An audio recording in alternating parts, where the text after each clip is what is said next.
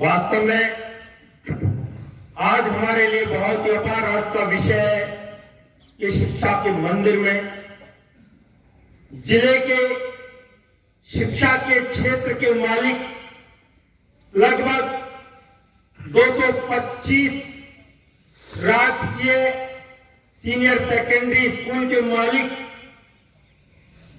शिक्षा जगत में महान कर्णधार रहे व्यक्तित्व हमारे बीच सीखने की अभिवृद्धि कैसे डेवलप की जाए, विद्यार्थियों को सीखने के प्रति अभिवृद्धि में कैसे तल्लीन किया जाए, इस पर अपने विचार रखने के लिए मैं परम श्रद्धेय श्री देवीलाल जी मीना डीओ जीजीसी को आमंत्रित कर।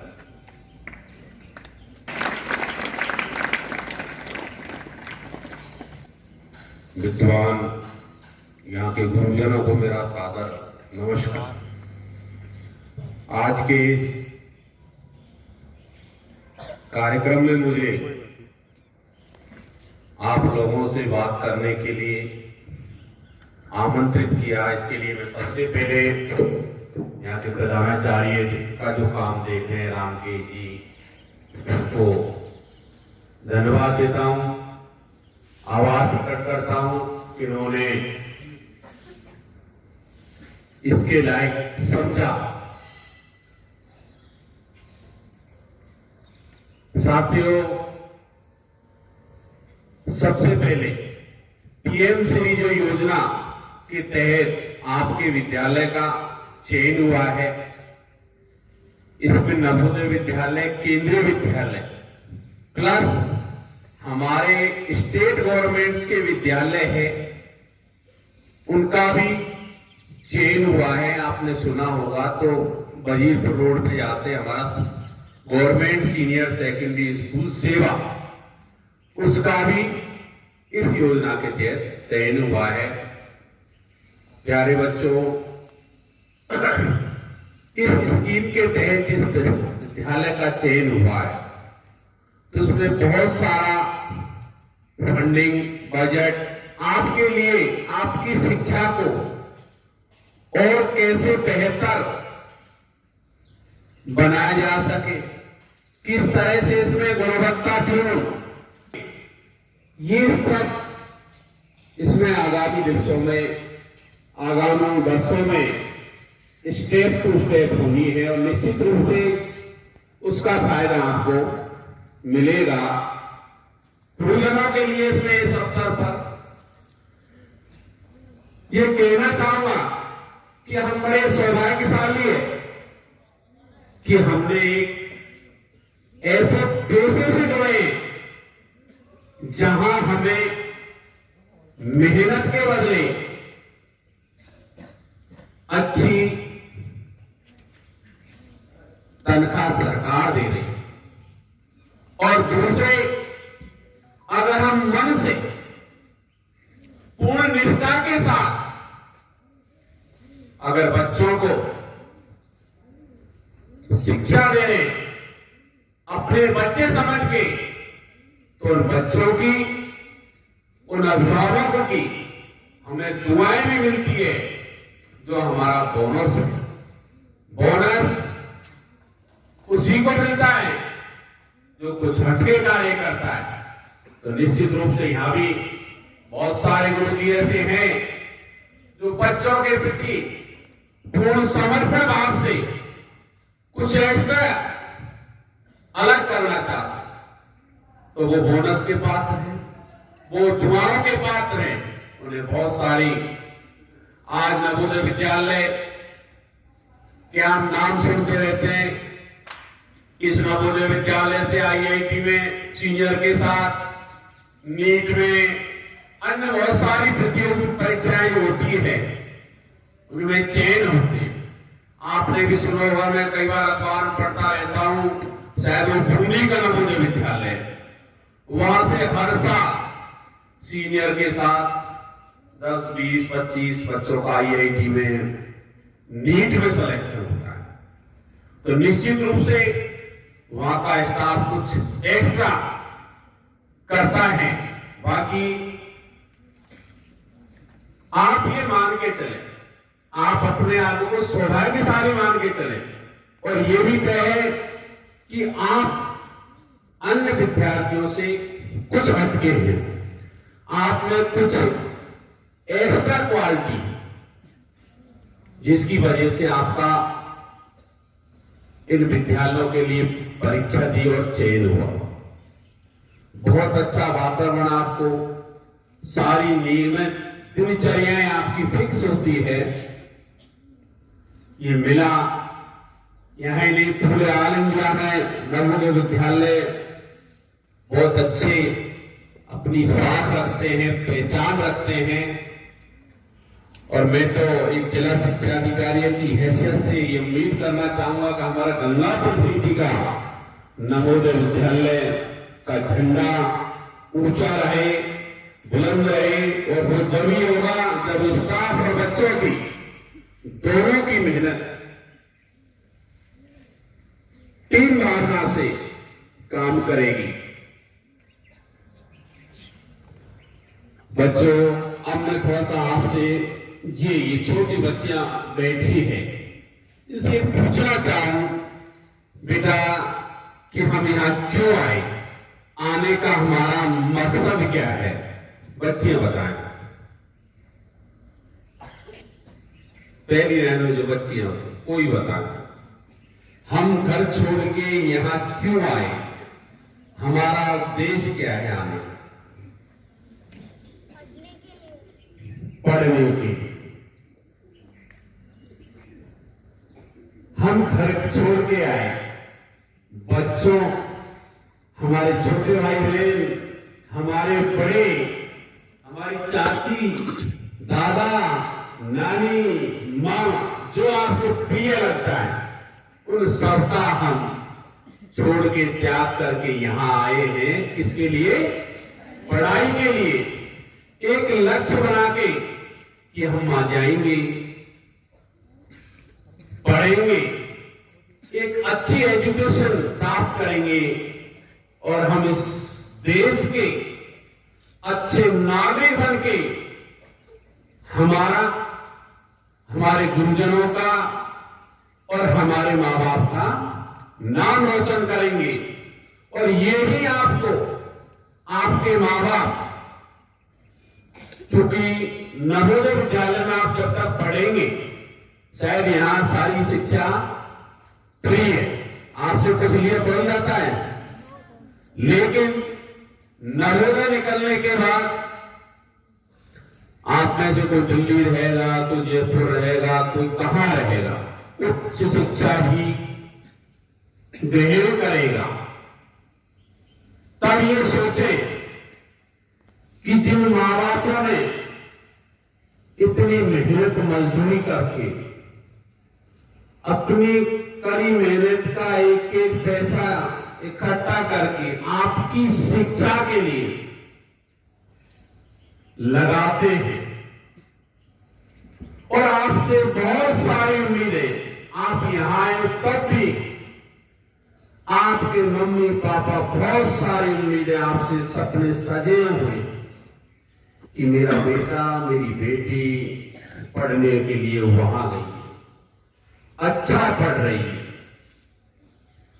और उसके विपरीत हम यहां आके केवल पढ़ाई के नाम पर फॉर्मेलिटी करें, खाने पीने या मटर गश्ती इधर उधर फालतू की बातों में ही अगर अपना समय व्यतीत कर दे, तो परिणाम हमारा आशा के अनुरूप नहीं आता।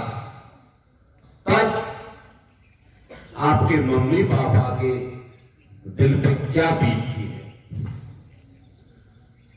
मान लीजिए आपके सब साथी पास हो गए, 2 बच्चे उस क्लास के फेल हो गए, उसके माँ बाप को बहुत गलत बीतती है। आप भी महसूस करते हो कि मेरी साल खराब हो।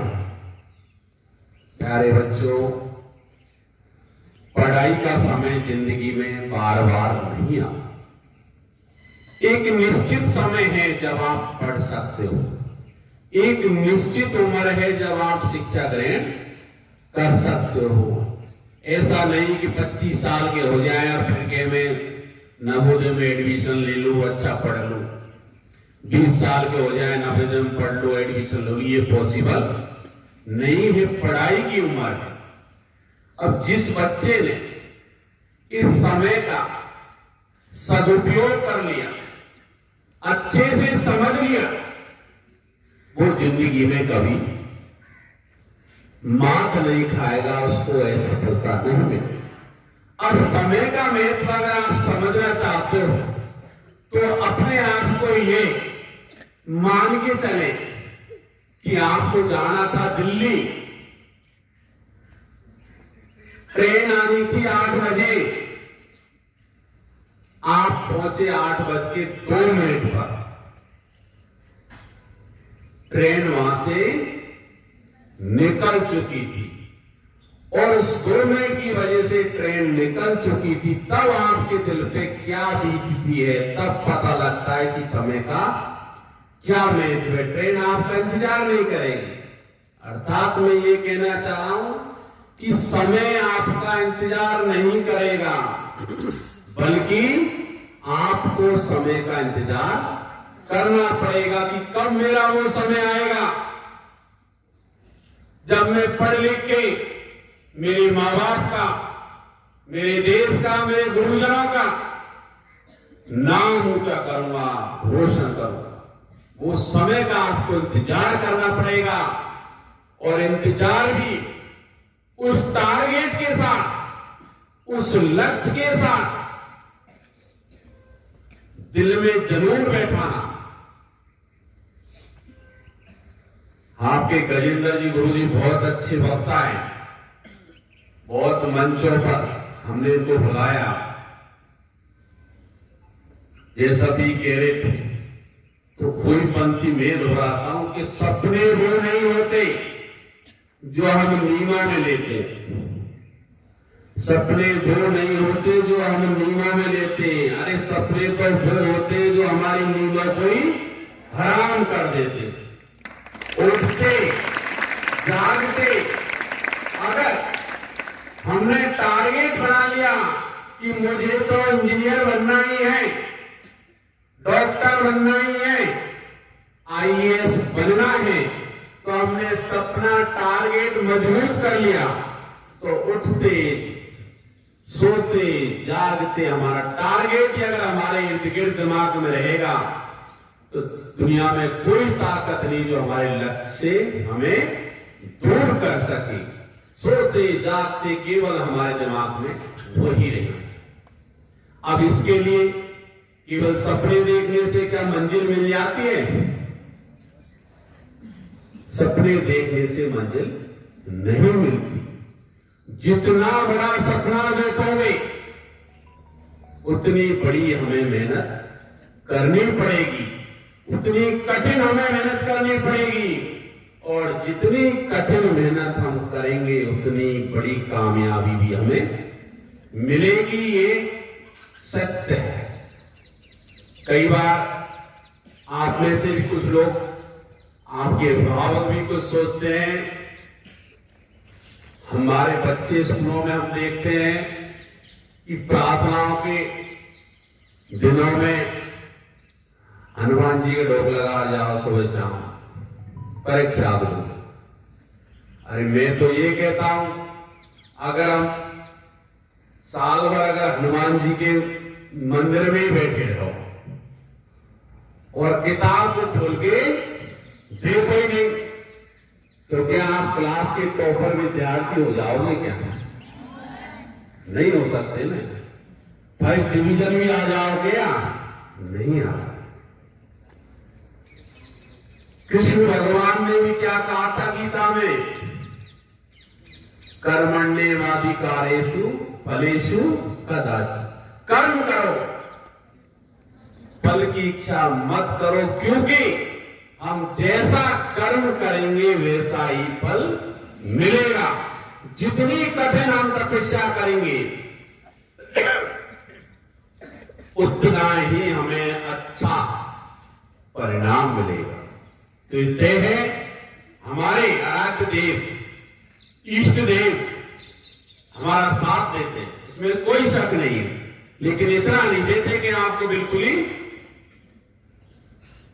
यहां से वहां पहुंचा, वो भी तभी देते हैं जब हम मेहनत करेंगे। तो मेहनत करते हुए, अपने गुरुजनों का सहयोग लेते हुए आप पेड़ा पढ़ते हो। अच्छे दोस्त रखें, दोस्ती हमेशा अच्छे बच्चों के साथ करें। हर क्लास में 2-4 बच्चे ऐसे हो सकता है या नहीं हो, 2-4 बच्चे ऐसे होते हैं जिनको पढ़ाई से कोई लेना देना नहीं, उनका दिमाग कुछ अलग ही तरह का होता है। ऐसे बच्चों से आप अपने आप को दूर रखने की ही कोशिश करें, क्योंकि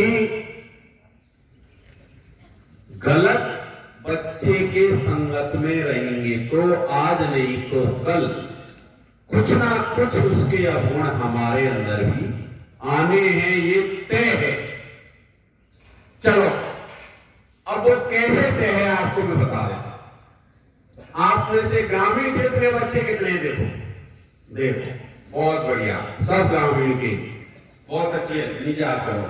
अब ग्रामीण क्षेत्र के का आपको सिंपल सा सादा उदाहरण मैं देखता हूं, संगत का सब कैसे होता। गाय हमारे घरों में होती है, भैंस होती है, ठीक है। जैसे ही वो गोबर करती है मिट्टी पर, हम चाहे उसको तुरंत उठा लें, लेकिन उसके साथ मिट्टी जरूर लग के आती है। और अगर उसको 2-4 दिन के लिए अगर छोड़ दिया तो और ज्यादा मिट्टी उसके साथ लग के आएगी, क्योंकि उसका उससे संपर्क हो गया। इसलिए हम सोचे कि मेरे 4 दोस्त ये खराब है, लेकिन मैं सही हूं, मेरे पर असर नहीं पड़ेगा, ये संभव ही नहीं है। वो अपना असर आप पर जरूर छोड़ेंगे, ऐसा हो ही नहीं सकता। 4 गलत और 1 सही, तो 4 वाली या 1? 4, वो 4-5वें को भी अपने रंग में रंग लेंगे, अकेला 4 को नहीं रंग पाएगा। इसलिए जिंदगी में दोस्त बनाओ सोच समझ के अच्छे, क्योंकि दोस्त वो होता है, गुरुजन वो होता है। कई बार हमारे सामने जिंदगी में ऐसी स्थितियां आके खड़ी हो जाती है जब हम निर्णय लेने में अपने आप को असमर्थ समझते, आप नहीं हम भी। तो ऐसी स्थिति में हमारे जो अच्छे दोस्त हैं, हमारे जो अच्छे गुरुजन हैं, शुभचिंतक है, वो हमें सही मार्ग, सही राह दिखाने में हमारे लिए मददगार करते हैं। कई बार हम होते हैं 50-50, ये करूं या वो करूं, तो हमारे अच्छे दोस्त हमें अच्छा रास्ता दिखाएंगे, हमें अच्छे गुरु हमारे लिए अच्छे रास्ते। और जब आपकी सफलता होती है, आप यहां जाने के बाद, और जब गुरु जी का आप मिलते हैं और आप बताते हैं कि सर मैं आज इस पद पे हूं, तो गुरु का सीना अपने आप में चौड़ा हो जाता है कि मेरा पढ़ाया हुआ बच्चा आज इस पद पर है, मेरे पैर छू रहा है। तो वो क्षण उस गुरु के लिए बहुत ही महान क्षण होते हैं।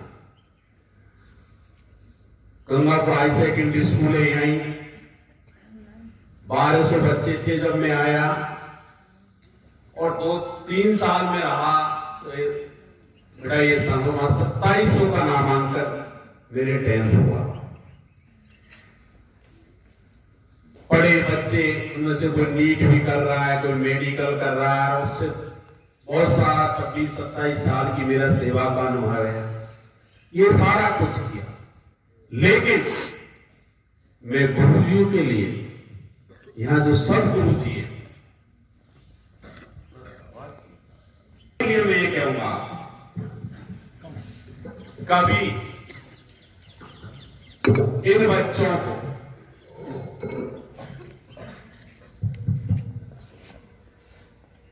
इन बच्चों को,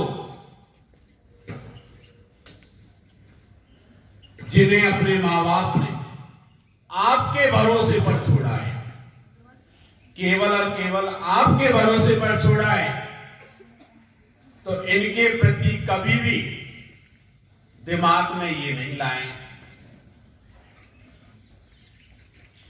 काम में चोरी, ड्यूटी के प्रति लापरवाही। हम अगर ये सोचें कि ये बच्चे जो हमारे भरोसे पर अभिभावकों ने छोड़े हैं, इनके साथ हम अन्याय करें और हमारे अपने बच्चे हैं, सोचे कि बहुत टॉप क्लास स्कूल में पढ़े और अच्छे अफसर बन जाएं, तो मैं सोचता हूं ये संभव नहीं होगा। दूसरों के बच्चों के साथ हम नाइंसाफी करें और अपने बच्चों के लिए बहुत बड़ी उम्मीदें पालें। अरे हम पैसों से अच्छे स्कूल में बच्चे का एडमिशन करा सकते थे, लेकिन उसके अंदर एक अच्छा दिमाग, एक अच्छी क्वालिटी हम नहीं बन सकते। मुझे बताते हुए आप लोगों को ये खुशी है कि मैंने कभी भी, चाहे मैंने टीचिंग कार्य कराया, चाहे एडमिनिस्ट्रेशन देखा, और अब पूरे जिले को देखने का मुझे सौभाग्य है, लेकिन मैंने बच्चों की समस्या को पहली प्राथमिकता दी है। बच्चों के शिक्षण कार्य के प्रति कभी भी मेरा कोई स्टाफ हो, कोई छूट नहीं। आज उसी का परिणाम है। आपको बताऊंगा बेटा, मेरा एक लड़का है, एक लड़की है। आपने सुना हो, बहुत हल्ला मचा था, आप छोटे थे। कुछ बच्चे की राजस्थान बोर्ड में, स्टेट बोर्ड में दूसरी मेरिट आई थी, दीपक मीना। उसके सेकेंडरी क्लास में 98.98% उसने हासिल की, अर्थात उसके टोटल 5 या 6 नंबर कटे थे, बाकी किसी में 100 और किसी में 90। आप में योग्यता है, आप में सत्यता है, कोई कुछ भी कह ले, आपको डरने की जरूरत नहीं है। हमें तो केवल मेहनत करनी है, कोई क्या कहे, कोई क्या नहीं कहे। कई बार क्या होता है, नवोदय में आपके 6ठी क्लास में एडमिशन होते हैं, आपके गांव से 2 ने दिया, हो सकता है आपका पापा थोड़ा बहुत पढ़ा लिखा होगा, एक का किसान है, पढ़े लिखे का हो गया एडमिशन नवोदय में, क्योंकि उसने मेहनत की बच्चे ने। जिसका नहीं होएगा क्या कहेगा, अरे इसने कहीं से पास लगा दी होगी, मेरी कोई जानकारी नहीं। तो कहने वाले कुछ भी कह सकते, हमें हमारी क्वालिटी पे, हमारे कॉन्फिडेंस पे आत्मविश्वास रखना है, मंजिल हमें मिलती जाएगी। आप सुनिए, सफलता के लिए हमें आत्मविश्वास जरूरी है। क्या आत्मविश्वास? वो कैसे, मैं बताऊंगा आपको, सुने। ये लाइन लग रही है आपकी 1 फीट चौड़ी, जैसे पक्की लाइन लग रही है ना, 1 फीट चौड़ी लाइन में यहां ग्राउंड पे लगा देता हूं। क्या? 1 फीट चौड़ी। और आपसे कहता हूं बेटा, वहां से चलोगे, इस 1 फीट इतनी चौड़ी लाइन में, इसमें होके यहां से वहां तक आना है, ठीक है? 1 फीट चौड़ी मार्किंग कर दी। अब आपसे कह रहा हूं, बारी बारी से वहां से यहां आ जाओ। कितने लोग आ जाएंगे? ऊंचे हाथ खड़े कर, सब आ जाएंगे। कोई शिक्षा के महानायक डीओ साहब हमारे बीच पधारे, अमूल्य समय दिया, उसके लिए हमारे प्राचार्य, उपप्राचार्य, स्टाफ, विद्यार्थियों की तरफ से बहुत बहुत धन्यवाद के साथ मंच में एक ही बात कहूंगा कि हमारा देश, जो कि न केवल हमारे राष्ट्र तक सीमित है, बल्कि विश्व गुरु बनने की तैयारी तैयारी कर रहा है और पीएम श्री स्कूल जवाहर नवोदय विद्यालय जाट बड़ौदा कभी से पीछे नहीं है। और अंत में मैं यही कहना चाहूंगा, ओ यूनान मिस्र रोमा